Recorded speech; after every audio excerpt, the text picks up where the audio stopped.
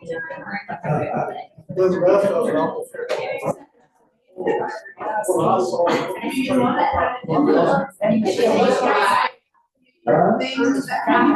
After lunch. Oh, really?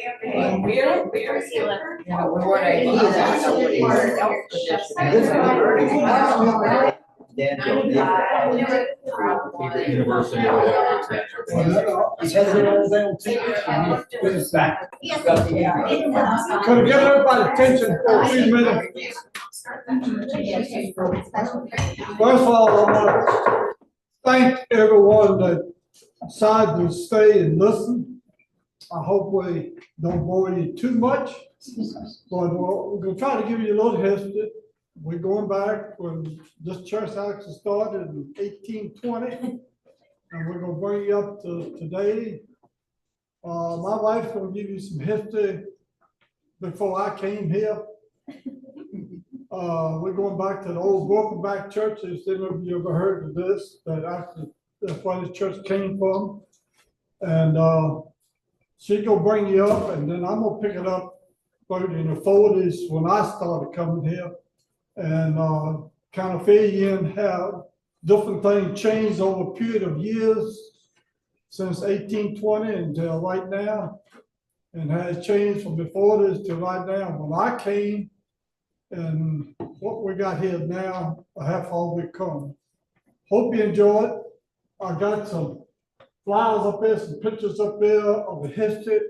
If you want to pick them up and take it, feel free to do so.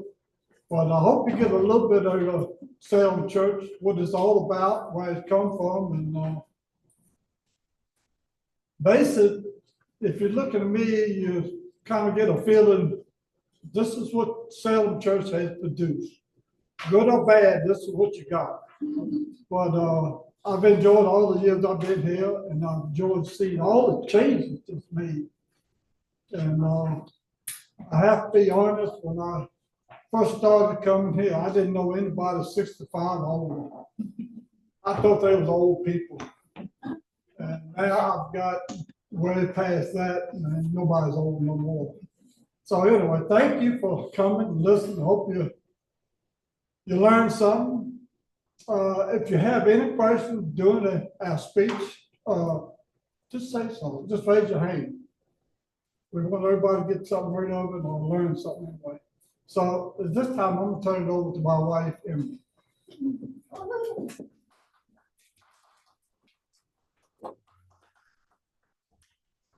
Y'all have to bear with me because I don't like doing this.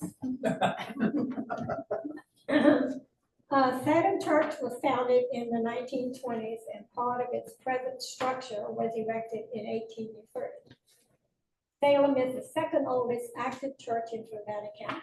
The sanctuary is the oldest in continuous use in the county. Salem shares a rich history dating back before the American Revolution, when the Anglican reform movement called Methodism was just beginning. The site of the present church is a short distance from the site of the Broken Back Meeting House, a crucial location in American Methodism, commemorated with a stone marker on Route 15. This is about the Broken Back Church, how we were connected with that. During the Revolutionary War, there were those who felt a need to change their church loyalties. Roger and George Thompson, justices, were Methodist leaders as well as vestrymen. They worshiped at Broken Back Church and were instrumental in building the second church. Broken Back Church stood on George Thompson's Broken Island plantation. Though still a movement within the Church of England, those who followed Wesley were sympathetic to the rebel cause and soon took steps to separate themselves from the church and form a new denomination. As the revolution progressed, no more ministers came from England.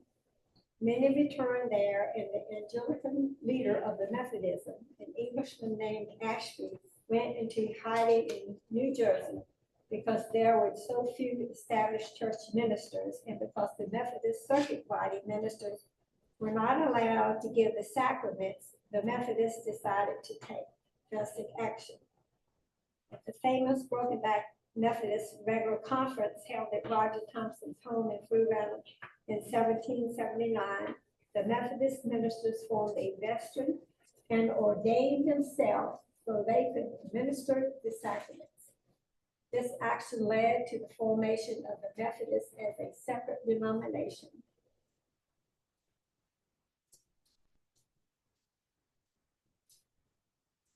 Salem was a continuation of that church body, as records indicate that the names of members were the same. And during that time, the minister was the first minister for Salem was a James Anderson. And before the sanctuary was built, worship service was held at a camp meeting ground called Eon, located near the old Broken Back meeting house on land owned by the Flanagan family. The church now sits on 5 acres of land donated by the Timberlake family in 1830. By 1832, there were 51 members in the Salem church, and by 1892, there were 95 members in the Salem church.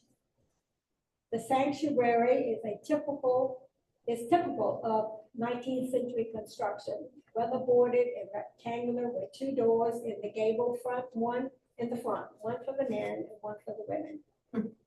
In 1881, the building was enlarged by adding the present chancel area. I guess that's how you pronounce it. It's where the altar is. And many of the original window panes remain today. The minister at that time was G.W. Ray. Salem was a mission station until it became self-supporting under the Reverend John W. Howard in 1874. The book is going to take on from 1955.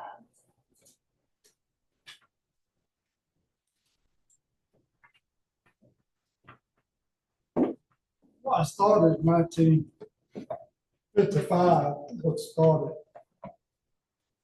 I started here in, well, let's put it this way, mid-40s when I could remember what was going on. So it's not too much. One of the first things I remember, and we have some pictures up here of the church then.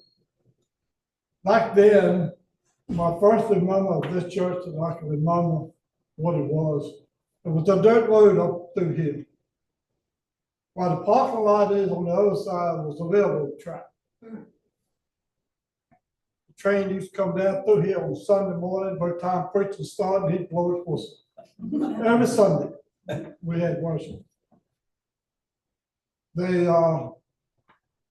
original church that I remember, as you heard here, 1830 when they actually got started.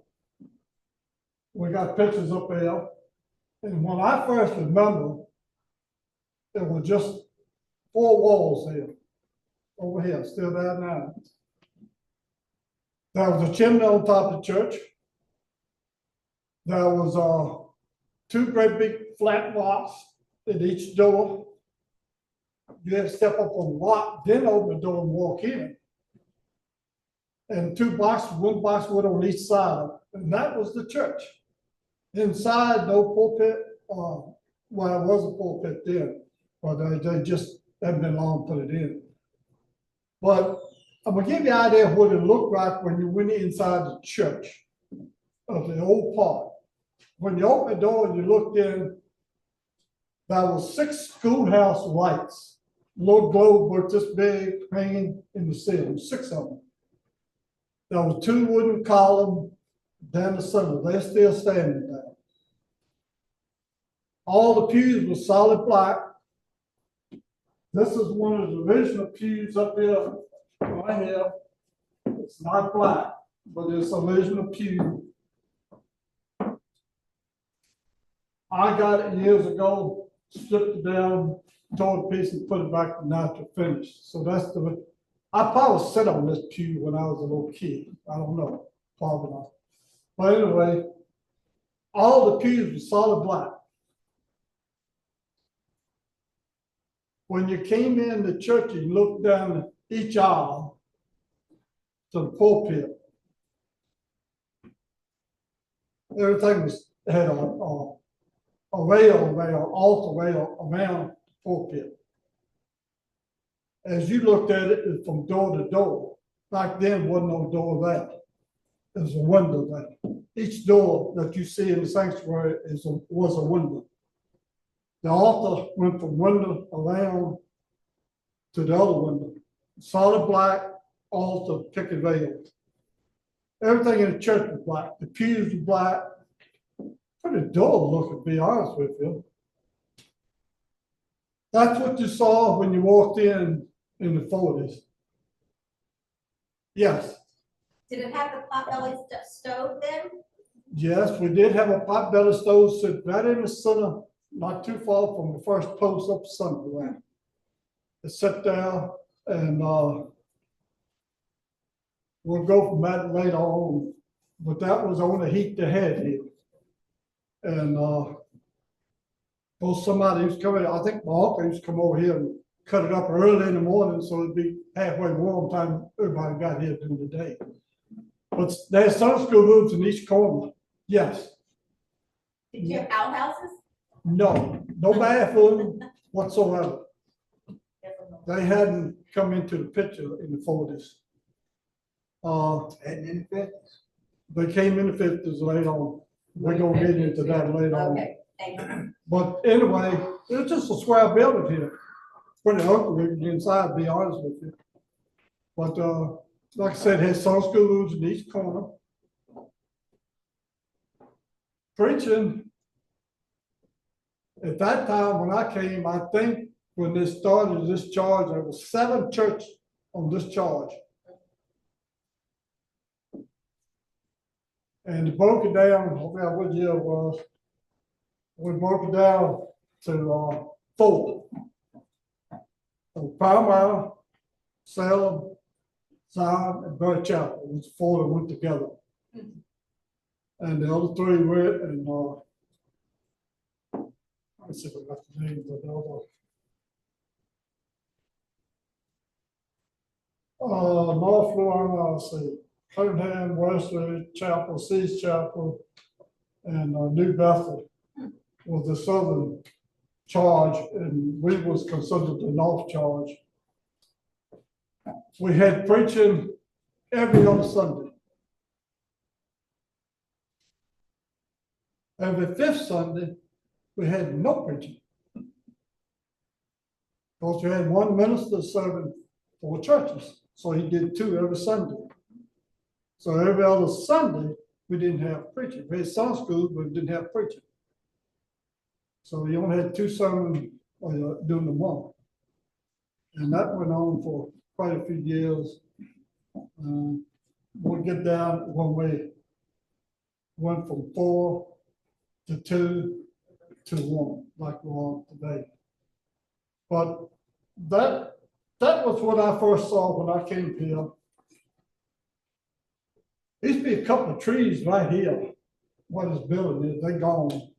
And where the sign said here was a great big oak tree, but just big. That was a picture of this whole area here then. Just a plain weatherboard building sitting here. And I think when they built it, they wouldn't even call it a church, it was a meeting place. Then later on, it became the church and conference.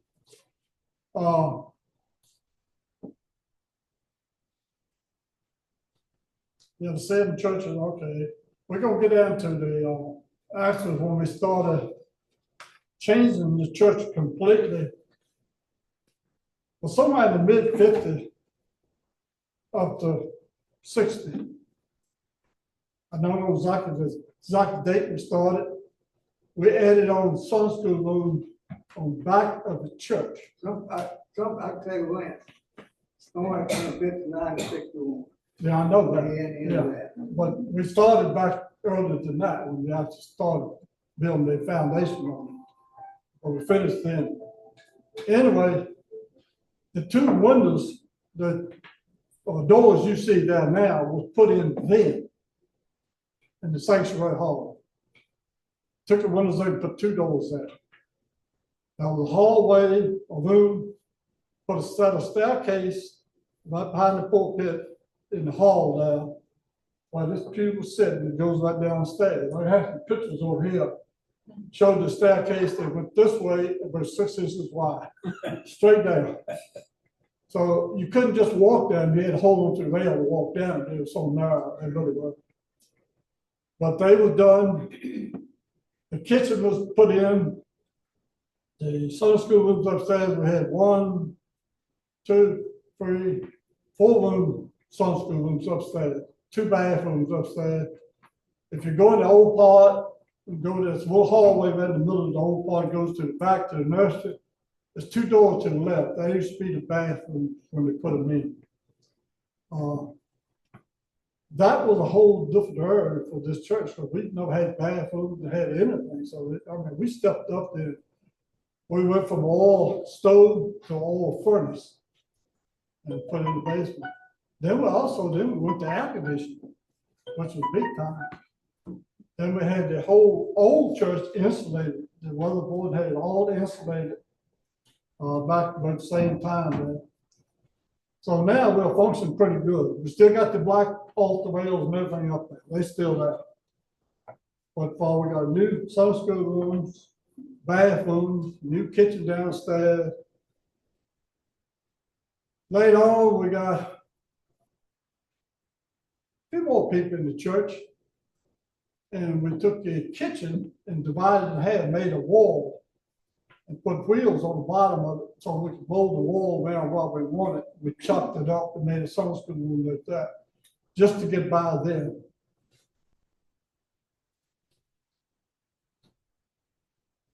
I have to keep looking at my notes, make sure I don't run by something now.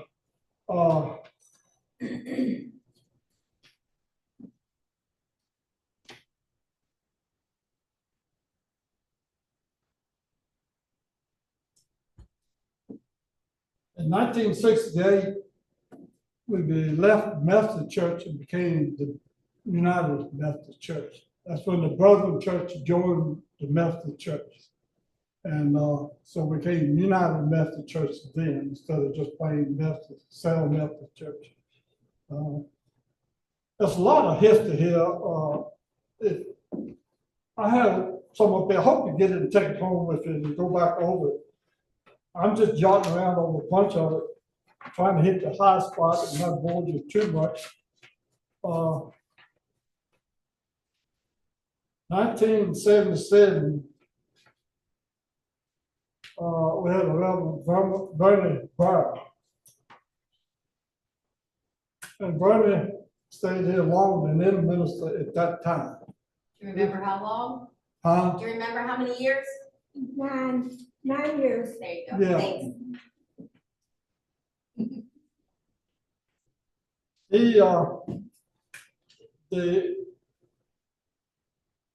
The front of the church, I'm going back to the church now, over the doors, there's scallops, and also at the pulpit there, Randy Burrow designed all them. And Junior Hasher made them all. And he put them all up there. He was one that changed this church around a whole lot. And then I want to have a date here on the pews. I don't have the exact date on the pews. Anyway, it was while he was here, after we'd done all of that, we decided to put pews in. And we had also, well, let me back up a little bit for that. Just before then, when we put the arches over the doors and all, we also changed the pulpit up there. We got rid of the black rails. And Junior Hasher built the rail that goes all the way across the front that you see, just one rail there with one open on the right side. He actually built that. All the furniture in that church, the pulpit, the tables, the whole 9 yards was made by somebody in the church or either a relative of somebody in the church. None of them were bought. All of it was made by somebody here. They built the platform up there. The altar is sitting right in the center, not down on the floor like it does now. Then a few years later, we went out and decided we wanted to put some stained glass up. So we went looking at the church, they had stained glass, a committee did. And they looked around, they came back with what you see up there, the praying hands up there. So we had that made stained glass to put that in the summer. Yeah, that was put up in memory of Margie Farrell. So it's been a lot of change. Also, the lights in there, instead of having school, always have them at the same time. The schoolhouse light came down and the chandelier that's up there now was not donated by the firehouse also. And all of this work that I'm talking about, the men and women did it all. We did not hire a contractor to do none of it. The people in church did all the building. We were blessed to have people that knew how to do stuff. And when I got teenagers, and even when I first got married, this church was a little poor. Rich in everything except money. A rich heritage, a rich everything, great bunch of people, but we just never had a lot of money. So anyway, during that time, every member of the church, women or men, pulled weight, and they did. If something went wrong, we fixed it. And I'll talk about the pews we put in. It's kind of funny. Bernie Brown was a minister. One day, lady in that church got the people to bring pews to look at, so we know what kind we want to put in the pew. They had cushion bottom, cushion back. They had just cushion bottom. They had curved wood. They had purple high. Well, when the guy bring the watermen at night and everybody here to look at them, she was only looking for one pew, and he bought all these other. So it threw a curve in her, the pew she wanted, because she picked it up and just had one pew, but he bought all these others. So the conversation got it. Well, he wants this, she wants that. I want that. I want a cushion back. I want a cushion bottom. No, we want the curve. It was all kind. Church was full, so we bought it up for what? Not one time, not two times, not three times, not four times, but 5 times. Every time we voted, it came out tied. It was sort of like women against the men. The men knew what they wanted and wanted to be soft on the bottom. Anyway, after next to the last vote, we voted and said, Mr. Brown, I'm not getting in the conversation. He said, y'all got to settle that. So anyway, we voted the last time. Well, Shirley Hasher changed the vote and went with the men vote. And what you got, that's what we got. Gotta love Shirley Hatch. That was part of it. After we got them in and had great day, look, the women want to put drapers on the windows from ceiling to the floor. While the pews was up against the wall. You didn't have no room. So Junior Hasher and a bunch of us came around here. Each one of these pews in a fellowship hall is bolted to the floor. We unbolted the last one on this side as you come in on the left. Took it up and took the end of the pew, brand new pew, just tore it all end of it off. See how it was made. And we figured out how it was made. I said, once you took a couple screws, you could slide the whole end off the pew. And it went in with that far and covered everything up. So Junior said, that's no trouble. So let's y'all take all the pews up on the other side, take the screws up, and we'll get them up. We cut every one of them brand new pews. We cut 6 inches off the outside of them pews, brand new pews. We cut them off and then slap the end back on there and put it back up. So now we got 6 inches to hang drapers there. That was one thing we did. I mean, we didn't go and hire nobody. I mean, we did it all ourselves. And when I say we, I use the word because I don't want to say one person's name and leave somebody else out. So I use the word we. We all pitched in and done little things like this. If we had to be done, the men in the church did, or the women in the church did. And that's just the way it was. We was a very close-knit church and still is. Did you say before that the schools helped? Huh? Did you say the schools helped? No, I misunderstood something. All right. No, well, the group I came up as a young kid was, I was 6, 7, 8 of us maybe came up same time. And then once we got old, we had a break in there. And then Connie and my kids started coming in after that. I was pretty steady in church, and let me put this on front, and you'll probably figure out who I am. When I was a kid, up until I was teenager, probably, if you spoke to me, I ducked my head and walked off. It's just simple as that. I was in everything in this church that ever took place from a little kid until today. I'm still there. But I want to be in the back. I did not want to be in front of nobody. I want to be in the back. But I want to be there. And we're doing the Lord's Supper here. I got some pictures up there. We had all the men in church had to grow beards. And we did it. We all. Charles did grew a beard too. And then we had supper on this floor right here. Had the table down on the floor. We had all our feet washed by the preacher before we had supper and everything. I mean, the whole church was involved. I mean, it's just a great feeling. It really was. And I was glad to be a part of it. I know I'm rambling on several things, but keep popping in my mind. I want to see if I can get them in there. But people were that way. They want to do everything and get involved in everything, and I did too. And as I got older, for about 4 or 5 years, I didn't leave Salem Church, but I didn't come very much. This was in the late 50s and up to about 64. I went off and went in the military, then got married, worked in Charlottesville, lived in Charlottesville.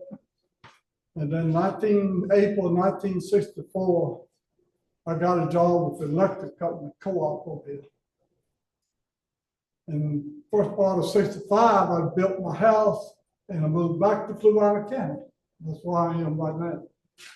But during that stage, we had 7 people that worked for the co-op right here next door. Them and their family came to this church. We'd have anywhere 20, 30 people for the Sunday school class. All of them had kids, and not say nothing about Charles and Helen, but there's only one that didn't have kids.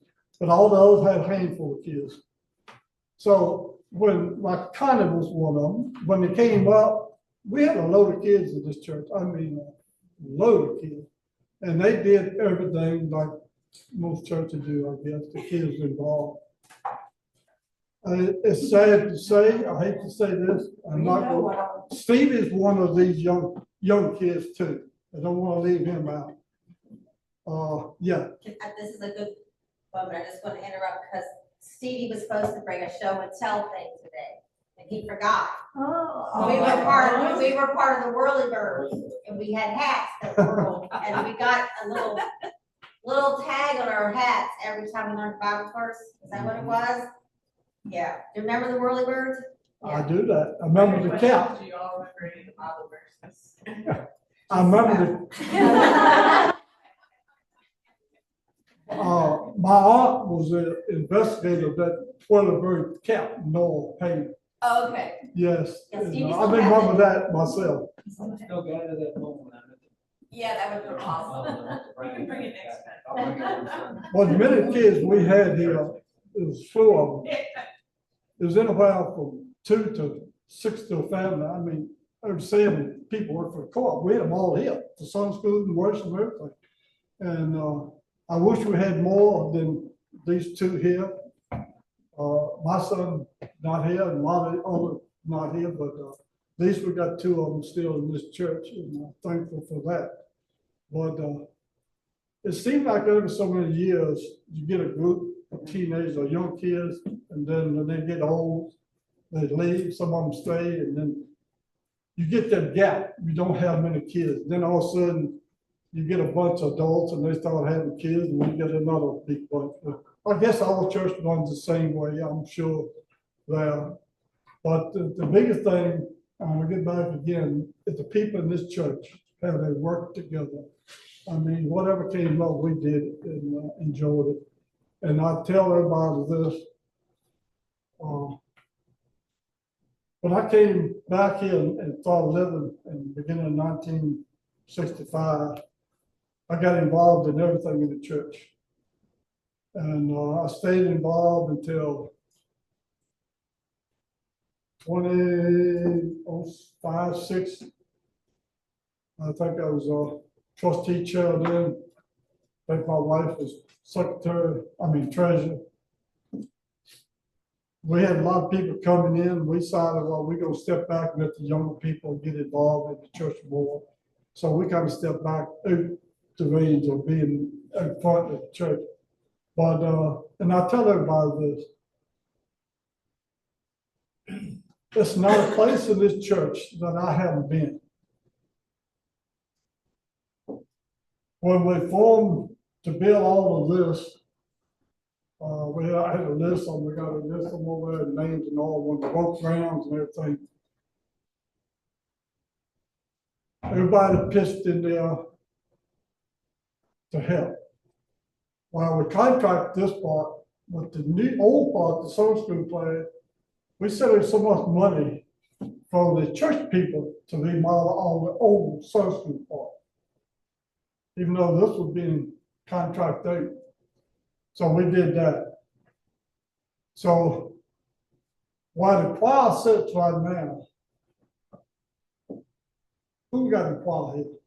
Anybody? Me. All right, anyway, right up underneath where you sit is the pump and a water tank and everything, right up underneath that where y'all sit. It's still there. When we added this on, we put a new well right here and everything changed. But that pump and all is still sitting there as far as I know. That's what's gurgling. I thought it was your belly. That's mine. And when we added this on, we drew the blueprint for this. The committee. We drew 13 blueprints before we could get everybody to decide what we wanted. After 13, what you see we got. We actually had this built with by the contractor from our blueprint. We didn't have nobody draw the blueprints up. They actually built it from our blueprint. The county didn't like that though. I had to go to our architect and put his signature on it to get it approved. It cost us $1,000 just for the architect's signature. But anyway, we got it. While they was building that, we was doing the Sunday school rooms, took it to staircase that was in the hallway, put the floor back, took the wall away, like you said now, just a plain big hall. But there used to be 2 rooms one time. Staircase, we took them all out, we did all that, put the floor back, took the bathrooms that over there. The big room over there on the end used to be 1 room, we put a wall in there and made 2. The front part of it used to be the preacher office. It was the first preacher office we had in this church. That was the first one until we built this, we added to the basement. So whatever went on, we just redid it. And even while this was going, we still were working hard. So anyway, get back. I've been all up underneath that church from one end to the other. Any of it in history. The old church over there sits on pine trees to this day. The floor joists in that sanctuary are pine trees about that big around. There's floor joists that holds the whole floor up in that church. Believe it or not, the tree still got bark on it. At least it was the last time I was on there. Why we don't have termites, I have no idea. You did one time. We probably did. There's plenty of. They are, The bark, like, first time I went in there, the bark was still on the trees, the floor joists. I haven't been in there since we added this. Right now, we have, 2 units underneath of that new part, old part over there. We have 2 units that serves the sanctuary over there on electric. We have 1 unit serves the Sunday school room back here. They're all electric. We have 2 units that serve all the new part, and they on propane. So we have 5 heating units in this church that runs everything here. And the reason not all of it's electric, we couldn't get a big enough service, they had to go to 3-phase service, and we didn't want to do that, so we cut it back and made just propane for this new part, which is part of the history here. Someone told me that those floor joists were from the Broken Back Meeting House. Is that Some true? of the wood it was told, I can't justify and say yes or no, but some of the wood there was put in the old church.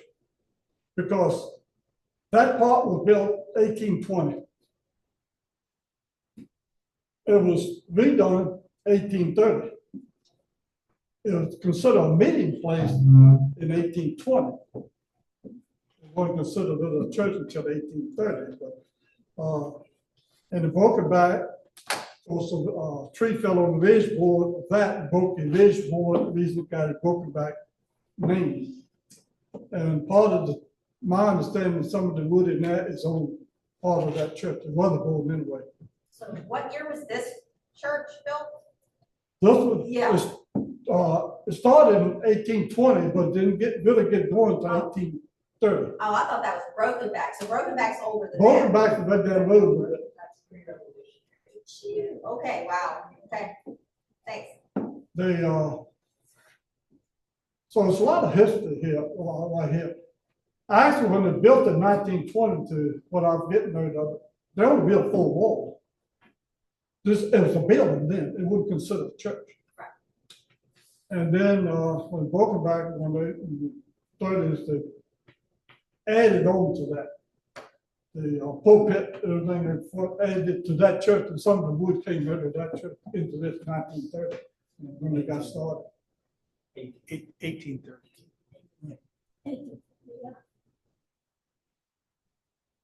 Anybody have any questions? So how did they go from 4 preachers to 2 preachers? Oh, okay. When I first started, like I said, it was 7 churches, then they cut it to 4. So our minister had 4 churches. He preached 2 churches a Sunday, and 2 churches, and then the other 2 Sundays preached the other 2 Sundays. And then, I'm not sure what year it was, we went. When Bernie Barrow was here, he had 4 churches, and that was probably to the early 70s. Yeah, We had 3 services, yeah, when we first come in.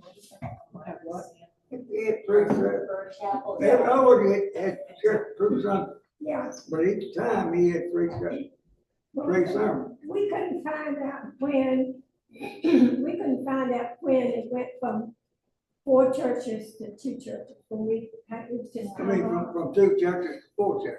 No, 4 It to 2. was- 4 to 2. Yeah, 4 to 2, we couldn't find out when it was. When we changed, Godwin was here. Yeah, when Godwin was here. Was Godwin was here. When Godwin was after, Yeah, Whatever yeah. year that was, I thought Godwin was before Barrow. That's not come back to the service, I don't know. she'll tell you that. Because in the front of the directory. it was in the Yeah, I 80s, remember it. Before- when we were at the 2. Yeah, Yeah. it's been in the 60s. Anyway, when we went from 4-point charge to 2-point, Bird Chapel and Zion, one separate. Most of it would be It was 60, Helen and them said it was when Reverend Godwin was here. He was here between 65 and 68. And we went from 4 churches to 2 churches. Okay. Okay, 65, 60, somewhere in that. Somewhere in that time frame. Anyway, Paramount and Salem went together. And we had built the policy of Paramount, so we brought the other 2 churches out. And then was, here lately, 2001, we split off the Power Mile, went on our own. And of course, we sold our part of partially to Power Mile. That's how we all got separated over a period of years. Anybody else have any questions whatsoever? Yes. Do you have any history on the cemetery? I don't have nothing on the cemetery. Only thing I can tell you, the cemetery was here when I was a little kid, because I used to cut the honeysuckle off the fence going down by the side. That was my job during the summer, keep honeysuckle off the fence between the woods and the cemetery. Of course, the fence is gone now. But this part, half of the cemetery has been just be done past 10, 15 years, I'm not sure. Margaret Pace, Tony and Almanac, and myself, everything that was back was woods. We cut it all down. Burnt all the brush, and then we had a guy come in and dig the stumps up and clean it off. And so we added 90 grave sites from the back towards this way, which Harry Amos is in part of, and somebody else is in part of now. That's the new part of the cemetery right now. That was undone. 11 years ago. Yeah. We had that. Then we put the memorial garden here a few years ago too. The original part of the cemetery was in front of the church, where we just cut that large oak thing. Cut a tree down. That was the original part. Then from from the large oak straight back down to where it did a sprint grave. That was another part, and the middle part was added, then this final part. The original part was the front of the church where it all went. So it's historically, the church members typically buried at this church? Yes. Yeah. So no outsiders, you have to be a member of this church to be buried. Well, right now, No, we have outsiders. right now, the cemetery doesn't belong to the church. It's in perpetual care. It's on its own. Has its own committees and everything. That was done 80s, 70s, I don't know, been years ago. We put it in perpetual care just in case if the church burnt down, the cemetery could keep on functioning. And a lot of cemeteries went that way from churches. So right now, But Emily, you said that people are buried here who weren't members. Right, we have people that were not members of the church buried in the cemetery. Yes. you can still, Part is your original family members, the Kings, the Paces, the Hayes, which are all minor, can people and Bolton, everybody's all connected. Kings, that's the people. as of right now, cemetery is still open to anybody outside if they want to buy a lot or a plot. You pay one price, if you remember to sell the church, you pay another price, lower price. I didn't realize till about a month or two ago that my grandmother and granddaddy went to this church back in late 18, early 19. And my grandmother, Connie, my grandmother was a Pace. I'm sorry. Oh, y'all kick that. Like Dan said. Actually, you were my fourth cousin, to be exact. Yeah, I think cases were pinned to Kings. Yeah, so there weren't that many people. You do pretend to do. Yeah, your daddy is my third cousin. And your granddad is my second cousin on the Pacing side. It used to be a saying, I should say this, there used to be a saying when people come to Fluvanna County, watch what you say when you talk to Paces and Payne because they're related. No, let's put it this way. When the co-op came, I think we messed it up because it was Pace, Payne, or Farrell. Yeah. Those were the three names. Very nice, that was it. Yeah, Anywho, Face Paint and Farrell. And they were all related. And we had 3 months. 3 days. Yeah. So I will close Good people. and, Tell them when the, Uh, tell them when the days is. oh,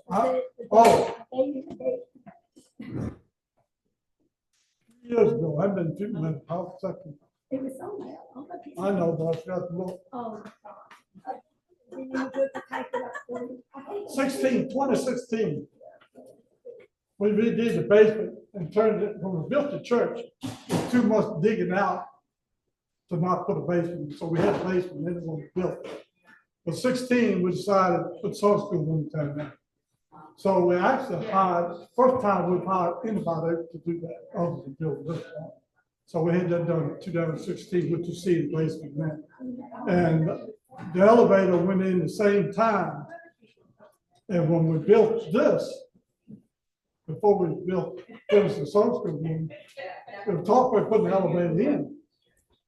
In fact, when I went to Charlottesville conference to get this approved, one of the questions they asked me, you got a place to put an elevator? I said, how many other churches in Charlottesville got elevators? They said, 1.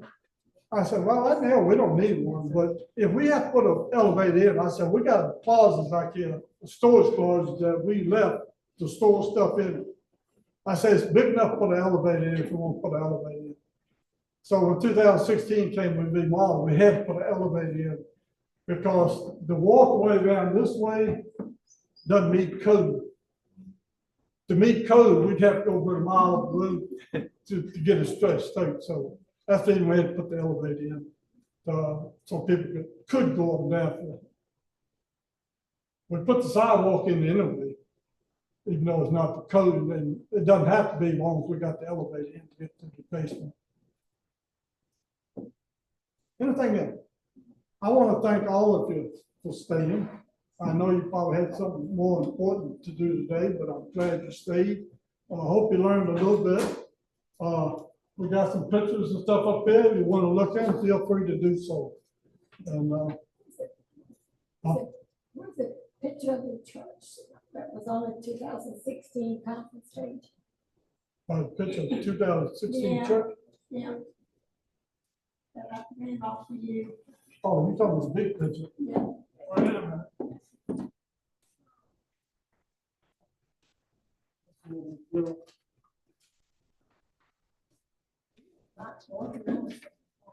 Oh, I was thinking I'll have one.